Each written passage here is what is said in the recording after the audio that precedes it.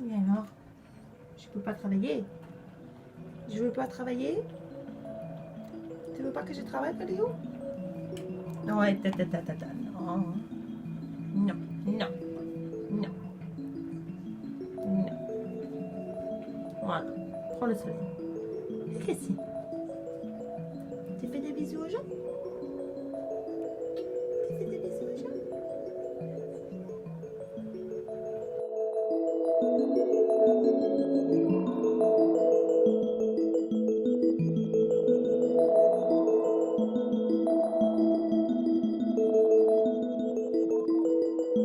Bonjour à tous, j'espère que vous allez bien, je suis ravie de vous retrouver ici. Je m'appelle Margot et aujourd'hui, comme c'est bientôt l'été normalement et que si le coronavirus nous lâche un peu les baskets d'ici là, ce sera bientôt le temps des voyages, de la canicule et donc des absences. Et la question qui est toujours en suspens, c'est oui, mais alors pendant que je m'en vais, qui est-ce qui va s'occuper de mes plantes? Et cela va sans dire que je pense vraiment que si vous avez des amis ou une vraie personne ou un collègue pour vos plantes de travail ou d'appartement ou de maison qui est pas trop maladroit avec les plantes et qui saura à peu près s'en sortir avec l'arrosage de tous vos bébés, je pense que ça reste de loin le meilleur moyen pour garder vos plantes en vie pendant que vous n'êtes pas là.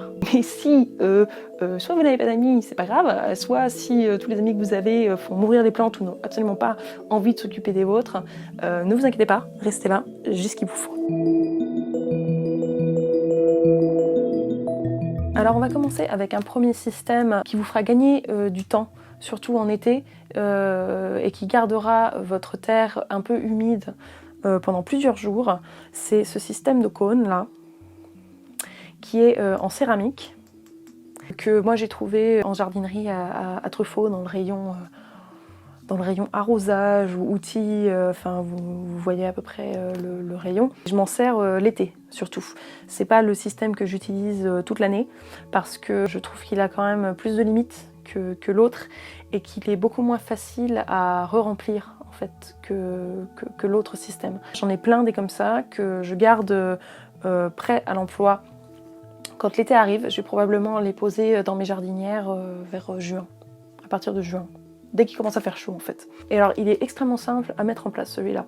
Comme vous le voyez, il se compose principalement d'un cône en céramique. C'est très important qu'il soit en céramique. Pourquoi? Parce que la céramique c'est une matière poreuse et que vous allez mettre de l'eau qui va constamment arriver par ici et que du coup l'eau qu'il y a à l'intérieur va passer à travers la paroi en céramique et va propager de l'humidité dans la terre autour, au niveau des racines de la plante. Plus la terre se rapproche du cône, plus elle sera humide, mais par propagation, la terre un peu plus sèche plus loin va quand même absorber en fait toute l'humidité, ça va rayonner en fait dans tout votre pot. Alors ça va sans dire que si vous avez un énorme pot pour un énorme arbre, un petit cône comme ça va pas vous suffire, hein. À moins d'avoir vraiment, j'ai envie de vous dire, à moins d'avoir vraiment un bidon à accrocher à ce cône, et encore je suis même pas sûre, hein. Soit il va vous en falloir 4 ou 5, soit il va falloir autre chose. Ces deux systèmes là que je vais vous montrer sont pour des pots qui font maximum, je dirais maximum 24 cm de diamètre. Là vous êtes bon. Si vous avez plus, ça peut marcher aussi, mais il va vous falloir peut-être 2 ou 3 cônes par pot. Donc voilà, mais restez là quand même, ça peut tout à fait être utile. Vous avez ce petit cône, vous allez voir qu'il y a un système de vis ici, et en fait c'est tout bête. Il faut juste une bouteille qui a un goulot dont le diamètre rentre là-dedans, et le diamètre est plutôt standard, hein. N'importe quelle bouteille d'eau minérale, normalement ça rentre. Il me semble avoir vu des bouteilles qui peuvent contenir 5 litres d'eau dont le goulot était du même diamètre. Donc forcément, si vous savez que vous allez partir pendant une assez longue période, bien évidemment, il faut que le réservoir soit gros en conséquence en fait. Pour 1,5 litre, je vous cache pas que si vous mettez ça pendant l'été et qu'il commence à faire très très chaud, et que vous mettez ça dans un pot de 24 cm, ça vous tient peut-être 2 jours, hein. Ça va pas vous sauver les miches pendant une semaine, hein. Si vous partez en voyage, ça peut permettre éventuellement à l'ami qui vient arroser vos plantes de venir peut-être qu'une seule fois au lieu de 2, je ne sais pas. Mais si vous voulez partir pendant une très longue période, il va vous falloir une bouteille d'au moins 5 litres. Après, ça dépend de l'exposition de votre plante, hein. Mais si elle est au sud, qu'elle prend le plein cagnard toute la journée, tout le temps, ça va vous sauver 1 jour et demi, 2 jours. Mais à l'intérieur de l'appartement ou de la maison, ça dure beaucoup plus longtemps. Donc ce que vous allez faire, c'est vous allez finir votre bouteille d'eau, hein, et puis une fois qu'elle est vide, vous allez faire un petit trou au fond de la bouteille. Pourquoi? Parce qu'il faut un appel d'air en fait. Vous allez visser votre bouteille comme ça au cône. Cette bouteille sera remplie d'eau et que si vous voulez que l'eau continue à descendre, à pousser son poids dans le cône et du coup à continuer à propager l'humidité et l'eau à travers le pot, il va falloir que la masse d'eau qui s'en aille soit remplacée par quelque chose. Parce que si vous n'avez pas de trou, ça va vous faire un petit peu pareil que quand vous buvez à la bouteille et que vous ne laissez pas d'air rentrer pendant que vous buvez. Et vous savez, ça écrase la bouteille. Ça va vous endommager le système en fait. Donc il faut absolument que la masse d'eau, le volume d'eau qui s'en aille, soit remplacé par quelque chose. La nature déteste le vide, hein. Il faut absolument, chaque fois qu'il y a quelque chose qui s'en va, il y a quelque chose qui vient le remplacer. Donc si vous mettez un petit trou, ça va permettre à de l'air de rentrer et du coup de continuer à pousser tranquillement le volume d'eau vers le bas et donc à propager l'humidité dans le sol de votre pot. C'est extrêmement simple, vous allez faire un petit trou dans votre bouteille vide, vous coincez le trou avec votre doigt, vous remplissez votre bouteille. Pardon, je suis gauchère et du coup je ne peux pas visser enfin, je ne peux pas faire comme ça, dans l'autre sens, je suis un peu là. Et donc tout simplement avec votre cône, alors soit vous remplissez déjà votre cône d'eau et alors, très très rapidement sans en mettre partout ou au-dessus de votre évier vous joignez les deux bouts, soit vous laissez votre cône vide tout simplement, hein, et vous le vissez assez fort pour pas qu'il y ait d'eau qui sorte sur les côtés lorsque vous renversez votre bouteille. Vous plantez ça dans votre pot près de votre plante et vous êtes bon pour au moins 2 jours je pense. 2 jours quand ça commence à être l'été, hein. Si vous faites ça pendant l'automne ou l'hiver, bien entendu que votre plante va avoir besoin de beaucoup moins d'eau et que ça va vous durer beaucoup plus longtemps. Donc voilà pour ce premier système extrêmement simple. Le deuxième système que moi j'utilise H24 et qui m'a un peu sauvé beaucoup de temps en fait, parce que ça arrose à peu près 12 de mes plantes toutes seules.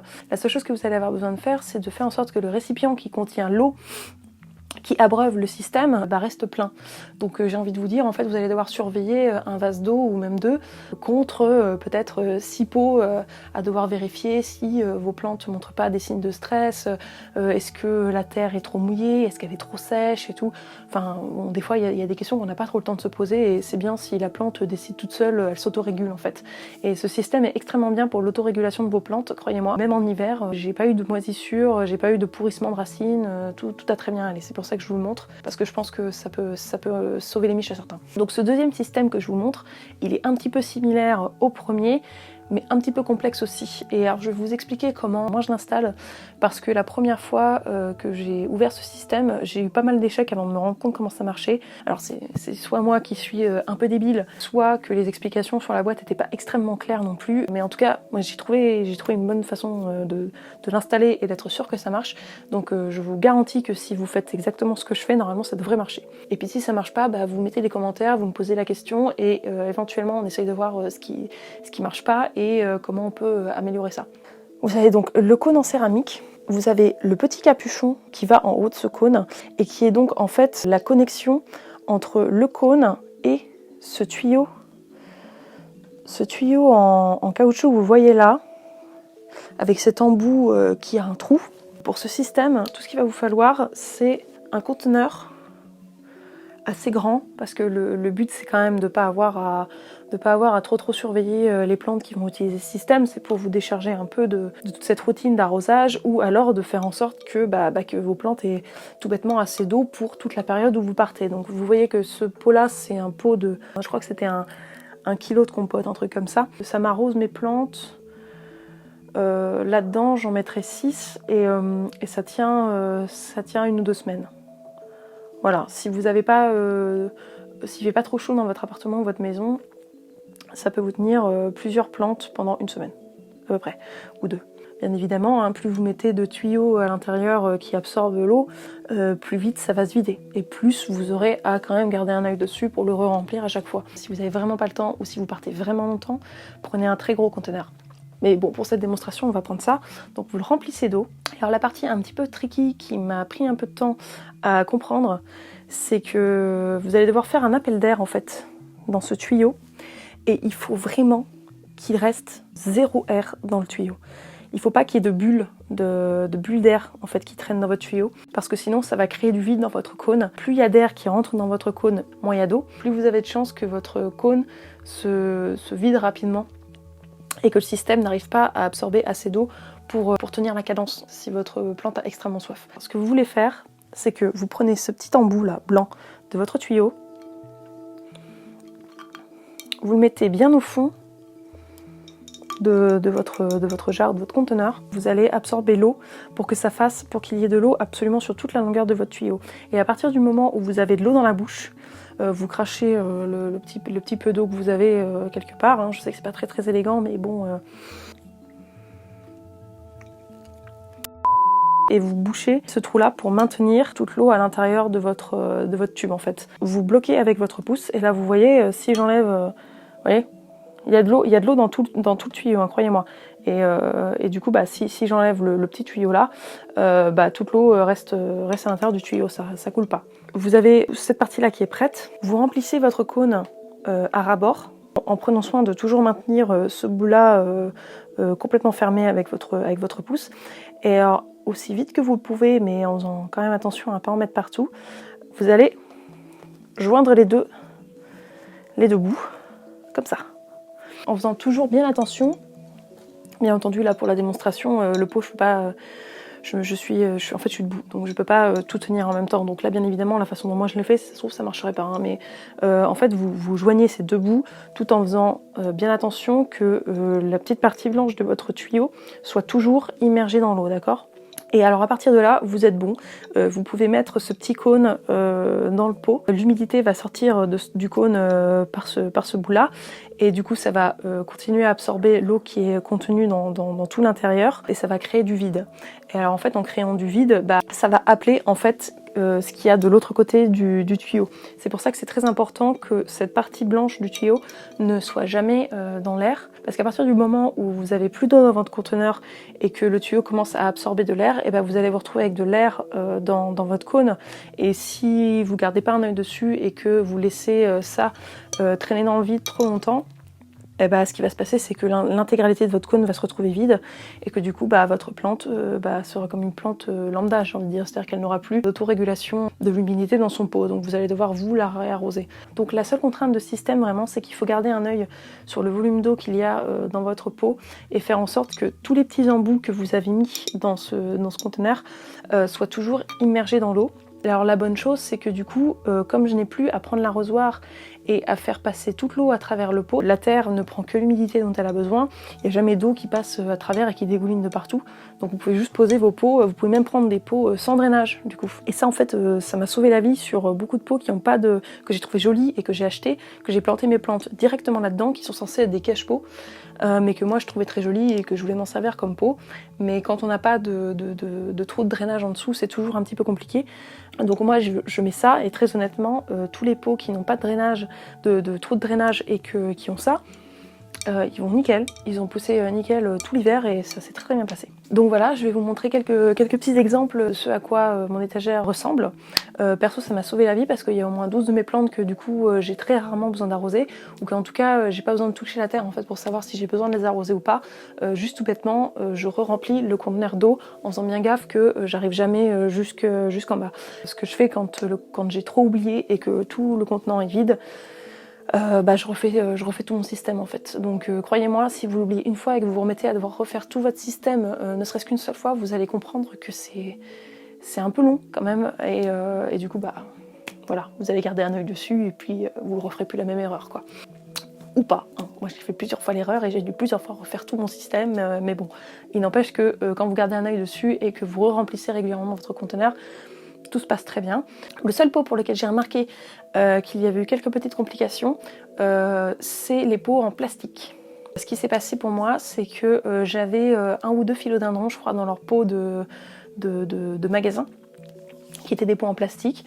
Et parce que c'était, je crois que je les ai reçus en hiver et qu'il n'y avait pas de racines qui sortaient de partout et que je pensais pas que c'était nécessaire de les rempoter, sinon je les aurais déjà remis dans un pot en céramique. Pour ce système-là, je vous conseille principalement d'avoir toutes vos plantes dans des pots en terre cuite pour être sûr que si jamais la terre absorbe un petit peu trop d'humidité que ce qu'elle est censée absorber, au moins vous êtes safe dans le sens où la totalité du pot en terre cuite va faire sortir l'excès d'eau par tous les côtés en fait. Donc quand vous avez un pot en terre cuite, vous avez beaucoup moins de risques avec ce système d'avoir des petits accidents. Le seul moment où j'ai commencé à voir qu'il y avait un petit accident, ce sont donc les pots en plastique, parce que ils n'évacuent absolument pas l'humidité de nulle part à part du haut, et qu'il y a eu un excès d'eau à ce moment-là. On était en hiver, donc je pense que mon philodendron n'avait pas vraiment besoin de beaucoup d'eau, et qu'il avait du mal à s'autoréguler parce que du coup le pot ne l'aidait pas non plus, et que j'ai commencé à voir, comme j'avais pas de coupelle, j'ai commencé à voir des taches d'eau qui sortaient par en dessous du pot, parce que la terre essayait du coup d'extraire l'excès d'eau par ce qu'elle pouvait. Et si vous trouvez que la terre est trop mouillée, vous pouvez toujours retirer le petit cône, sans pour autant forcément retirer le petit embout blanc de l'eau, hein. Juste vous enlevez le cône de votre pot, et puis quand vous voyez que la terre est un petit peu plus sèche, vous le remettez dedans, et puis la plante va retrouver sa petite routine. Voilà, cette vidéo est maintenant terminée. Elle était un petit peu plus courte que les autres, mais je sais que la dernière était un petit peu dense et que vous êtes probablement toujours en train de la regarder alors qu'il est. J'espère que cette vidéo aura été tout aussi utile pour vous qui peut-être avez trop de plantes ou qui voyagez beaucoup. Si vous avez la moindre question sur comment ces deux systèmes marchent, n'hésitez pas à me demander. S'il y a des choses qui n'ont pas été assez claires pour vous, je serais ravie de répondre à vos interrogations. Voilà, en attendant, je ne peux que vous souhaiter d'aller bien. On se serre tous les coudes, hein. Je sais que ça commence à être un petit peu long, mais on va s'en sortir, c'est sûr. J'espère que tout le monde va bien, j'espère que vos proches vont bien. Gardez contact avec les gens que vous aimez. Et moi, je vous revois très bientôt pour une prochaine petite vidéo. Salut!